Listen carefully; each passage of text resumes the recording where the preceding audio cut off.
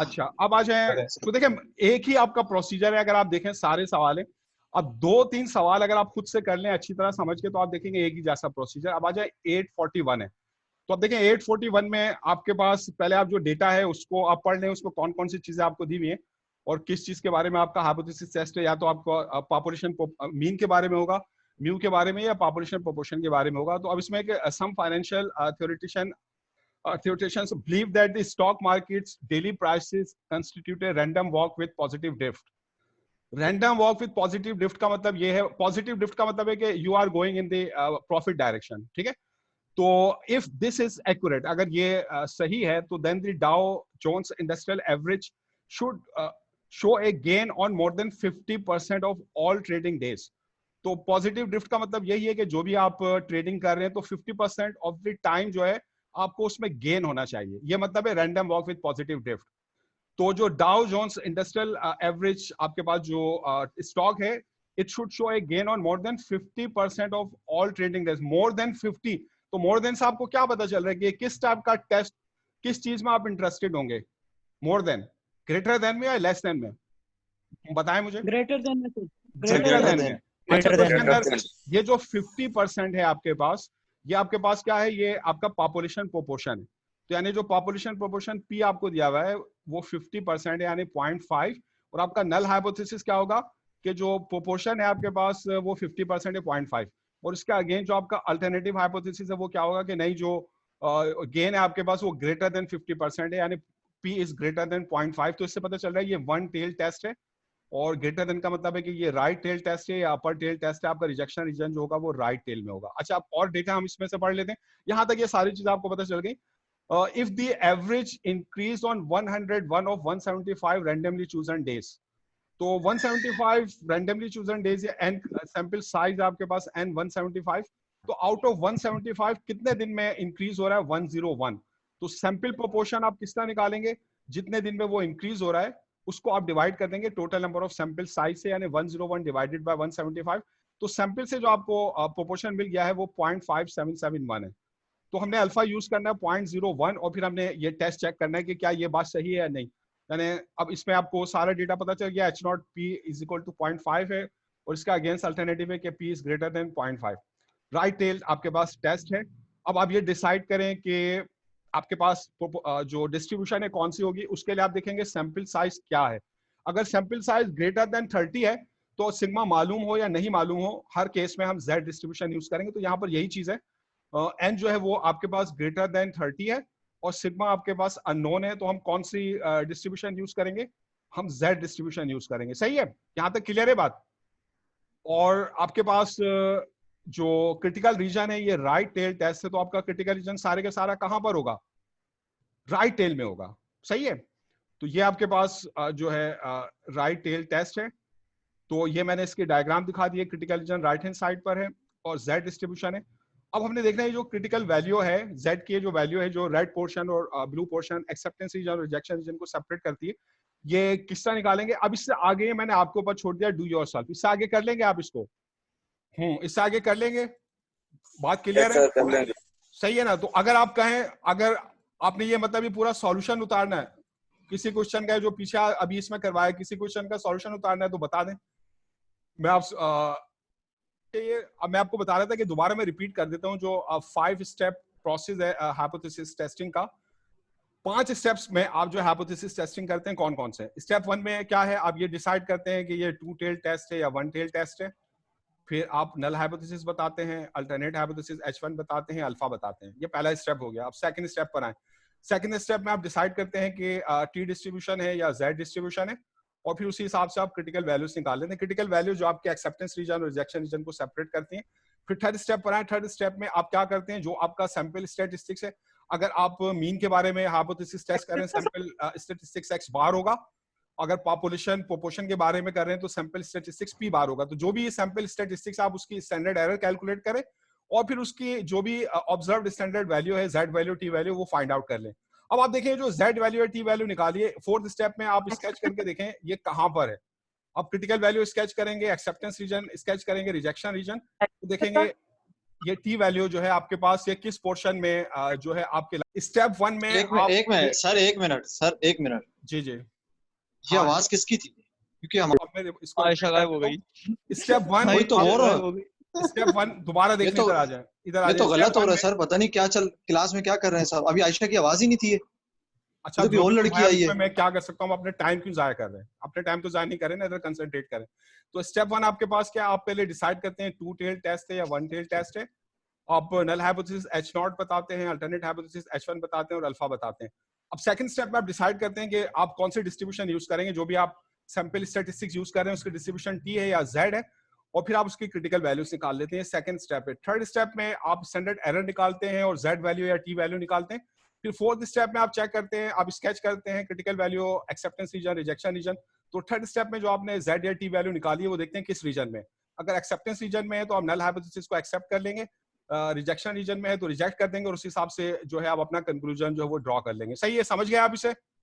Clear है यहाँ तक? यहाँ तक क्लियर है, बिल्कुल। अगर आप चाहते हैं कोई क्वेश्चन मैं इसमें दोबारा आपको एक और करवा दूं, ताकि ये यहाँ पे आपका हाइपोथेसिस टेस्ट खत्म हो गया है। ये चैप्टर 8 जो है, चैप्टर 8 आपका खत्म हो गया है। चैप्टर 8 खत्म हो गया। अगर आप कहें एक क्वेश्चन दोबारा रिपीट करवा दूं आपको।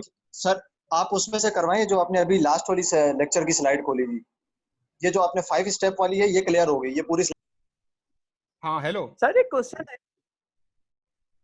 कौन है आप? क्या नाम है आपका? नाम क्या आपका? किसने बनाया ये बता। आपका नाम क्या है? हेलो इर्तिजा, कौन हो, क्या नाम है? सर आप इनका एनरोलमेंट नंबर पूछे थे। इर्तिजा कहाँ? सर ये मैं यही कह रहा हूँ, ये डुप्लीकेट आईडी है सर, ये डुप्लीकेट आईडी। कोई लड़का लड़की की आवाज चेंज कर रहा है। इर्तिजा को क्यों काउंट करते हैं आप? कौन बात कर रहा था? आयशा तो ऑनलाइन है ही नहीं थी। आयशा में ये आयशा यूसुफ, वही तो बोल रहा हूँ, आयशा है ही नहीं। आयशा यूसुफ आयशा तो है क्लास में। आप किक आउट कर दें। यार ये लोग गलत इन्फॉर्मेशन दे रहे हैं मेरे नाम से। मैं इधर क्लास में प्रेजेंट हूँ, मैं तो आपसे क्वेश्चन कर रही हूँ। सर ये है ही नहीं, आयशा ये झूठ बोल रहा है। ये है ही। सर आप इसे ग्रुप से इसको लीव करें, इसको निकालें। ठीक है, अच्छा इस पे आ जाए। अब ये मंडे के बाद देना। चले मैं आपको मंडे के बाद दे दूंगा। मंडे के बाद मैं आपको दे दूंगा, सही है? वो कोई होगा रेट का है ना पूरा? हाँ पूरा चैप्टर। एक चीज और सर, फेवर किया करे सर, आप अगर दिया करें तो सर बुक से रिलेटेड दिया करें, क्योंकि जो बुक है ना सर आंसर भी लिखे होते उससे थोड़ा वो हो जाता है सर। वरना देखिए भाई, आपको क्वेश्चन सॉल्व करना आने चाहिए। वो मैं बुक से दूं या बुक से बाहर दूं, वैसे मैं बुक के तो क्वेश्चन अच्छे खासे आपको करवा ही देता हूँ। असल में तो प्रोसीजर की अहमियत है, डेटा कोई भी हो, आपको क्वेश्चन का मेथड समझ में आना चाहिए, फिर आप क्वेश्चन कर लेंगे। ये नहीं कि बुक के क्वेश्चन आपको आने चाहिए, आपको मेथड आने चाहिए। तो कोई भी क्वेश्चन हो आप कर सकते हैं। बुक के क्वेश्चन वो सारे आप करें तो आपकी प्रैक्टिस हो जाएगी। ठीक है, तो अब यहाँ पर बस वीआईपी हो गया सर। चैप्टर 9 शुरू करें। सर एक चीज सर, ये जो आपने उस दिन मेरी बात हुई थी, आपने कहा था कि चैप्टर 7 जो है वो भी फाइनल के लिए शामिल होगा। तो अब 7 तो नहीं है ना, अब सिर्फ 8 से स्टार्ट होगा ना फाइनल? हाँ फाइनल जो है वो मैं आपका स्टार्ट करूंगा 8 से। सही है, बेहतरीन सर, बस ये अच्छे। आपके मतलब फाइनल में मिड टर्म का जो भी है वो चैप्टर नहीं होंगे, या हो सकता है होगा ना जी सर। मिड नहीं रखना सर। नहीं ना, जब फाइनल में मिड क्यों लाएंगे सर? तो मिक्स हो जाएगा सर, फाइनल रखें सर, क्योंकि आप देखेंगे हर चैप्टर बहुत इंटरलिंक्ड है, बहुत कंफ्यूजिंग हो जाता है। फाइनल में मैंने आपसे कब कहा मैं मिड का लाऊंगा? आप खुद मुझसे कह रहे हैं, तो फिर इसका मतलब मैं ले आता हूँ। ना ऐसा नहीं। मैं आपको मैंने पहले बता दिया था, मिड का जो आप है वो फाइनल में शामिल नहीं होगा। ये जो अब पढ़ रहे हैं ना, ये सारा आपका फाइनल में शामिल होगा। ठीक है, ठीक है सर। और सर सेकंड वो आप वाइवा को देख लीजिएगा सर, वाइवा को वो मैं उसको देख लूंगा, लेकिन अभी टाइम है हमारे पास। जी सर। और आयशा सर अभी इन हो रही है उसकी ओरिजिनल आईडी से। अभी मेरी आयशा से बात हुई है, वो अभी उठी है, तो अब वो जो इन होगी वो ओरिजिनल आईडी। अब तो क्लास खत्म ही हो रही है, अब तो क्या फायदा? वो अपने आप को तो डिफेंड करेगी ना कि वो मेरी आईडी नहीं थी। नहीं सही है, उन्होंने बोल दिया तो काफी है। मुझे पता चल गया कि वो नहीं थे, कोई वो दूसरे थे। वो तो खैर एब्सेंट ही हुई ना, वो तो क्लास में नहीं थी ना। जी सर, ठीक है। वो अच्छा, अब यहाँ तक मुझे बताएं, ये आपका चैप्टर 8 जो है हाइपोथेसिस टेस्ट का, ये खत्म हो गया है। तो अब इसमें जो भी चीजें आपने पढ़ी हैं, अगर आप दोबारा गो थ्रू करें, आपके पास यूट्यूब के लेक्चर भी होते हैं, उसको भी आप देख लिया करें एक दफा। सर आपने पेज भी, आपका यूट्यूब पे पेज बना हुआ है, देखा? हाँ, तो आप देखें यही आप अपलोड कर ले सर। जी क्या बोल रहे हैं सर? अपलोड कर ले सर यूट्यूब पे। यार मुंह से बोलो। नहीं, अपलोड तो मैं तकरीबन फौरन ही कर देता हूँ, वो आप कभी भी जाके उस पर देख सकते हैं, ठीक है। सर सब्सक्राइब कर दिया हमने आपको। अदनान ये क्लास चल रही है, मजाक नहीं हो रहा जो आप ऐसी बातें कर मजाक रहे हो। नहीं हो रहा, आराम से बोला करो, हाँ यार, तमीज से आप बोलो, देखो लेकिन तमीज नहीं होती है कोई। तरीके के अल्फाज सर इस्तेमाल चैप्टर 9 जो है, सर चैप्टर 9 सर यही इसी में से कुछ और आपने अगर क्लियर करवाना है तो करवा दें, ताकि चैप्टर 9 हम नेक्स्ट क्लास से फ्रेश होकर स्टार्ट करें। हाँ, तो अब मुझे बता दें, इसमें आपको अगर कोई चीज पूछनी है, कोई चीज क्लियर नहीं है तो मुझे बताएं। ताहिर कोई क्वेश्चन है? नहीं सर, सर कुछ पूछना हो सर हम ईमेल कर देंगे। देखें, अब मैं आपको दोबारा थोड़ा सा रिव्यू दे दूं कि जो हाइपोथेसिस टेस्ट में आपके दो टाइप्स के टेस्ट हैं, ये स्क्रीन आपको नजर आ रही होगी। जी इसमें सर। अभी जो हमने चैप्टर 8 में टेस्ट किए हैं वो सारे टेस्ट सिर्फ एक पॉपुलेशन के बारे में, और उसमें भी हमने फिर दो टाइप के टेस्ट करे हैं, hypothesis test about population mean और फिर hypothesis test about population proportion. ये आपका चैप्टर 8 में जो ये खत्म हो गया। अब जब चैप्टर 9 में हम जाएंगे, इसमें भी हाइपोथेसिस टेस्ट है, लेकिन अब उसमें हम दो पॉपुलेशन के बारे में टेस्ट करेंगे, यानी दो पॉपुलेशन के जो हमारे पास क्लेम जो होगा वो दो पॉपुलेशन के बारे में होगा। यानी ये क्लेम होगा कि इन दोनों पॉपुलेशन के मीन बराबर हैं या बराबर नहीं है, या इनके प्रोपोर्शन बराबर हैं या बराबर नहीं है। तो वो जो टेस्ट होंगे वो अबाउट टू पॉपुलेशन है, तो वो टू सैंपल टेस्ट है, उसमें दो पॉपुलेशन दो सैंपल इन्वॉल्व होंगे, तो उसमें थोड़ा डेटा ज्यादा हो जाएगा। N1 N2 दो सैंपल साइज होंगे, दो स्टैंडर्ड डेविएशन सिग्मा 1 सिग्मा 2 या S1 S2, दो सैंपल मीन X1 बार X2 बार, या दो पॉपुलेशन प्रोपोर्शन P1 बार P2 बार होंगे। तो थोड़े से बस डेटा बढ़ जाएगा, तरीकेकार वही है, थोड़े फार्मूले चेंज हो जाएंगे, तरीकेकार वही है। सही है। तो अब जो मेन आपको चीज याद रखनी है कि इसके अंदर ये जो इसकी टर्मिनोलॉजी है आपकी क्लियर होनी चाहिए, और फिर ये जो असल में है कि आप इसको एग्जीक्यूट कर सकते हो, पांचों स्टेप्स आप लगा सकते हो। आप क्वेश्चंस करें और फिर जो है क्वेश्चन जब आप करेंगे तो आप देखेंगे कोई इतना मुश्किल नहीं है, हर स्टेप जो है आप समझ के करें, मतलब सारे सब क्वेश्चन एक ही जैसे, एक क्वेश्चन दो क्वेश्चन अच्छे तरीके से कर लें, और फिर जैसे चार्ट दिखाया था कि ये फैसला करना है कि कौन सा डिस्ट्रीब्यूशन टी या जेड लगाएंगे, तो उसमें तीन केसेस में जेड डिस्ट्रीब्यूशन है, सिर्फ एक केस में टी है। वो कौन सा केस है कि सैंपल साइज 30 है, 30 से लेस हो, सिग्मा नॉन हो, उसकी जगह सैंपल स्टैंडर्ड डेविएशन एस या सिग्मा कैप पता हो, तो फिर आप टी डिस्ट्रीब्यूशन लगाए। इसके अलावा बाकी तमाम केसेस में जेड डिस्ट्रीब्यूशन लगती है। तो अब सैंपल मीन के बारे में जो टेस्ट है वो मैंने पहले आपको बताया। अब इसमें भी दो टाइप्स के टेस्ट हैं आपके पास, टू टेल्ड, वन टेल्ड में राइट टेल्ड या लेफ्ट टेल्ड। तो वो डिपेंड करता है कि जो आपका अल्टरनेट हाइपोथेसिस है उसकी फॉर्म क्या है, आप किस चीज में इंटरेस्टेड है। अगर आप डिफरेंट में इंटरेस्टेड है तो ये नॉट इक्वल टू है, ये टू टेल्ड।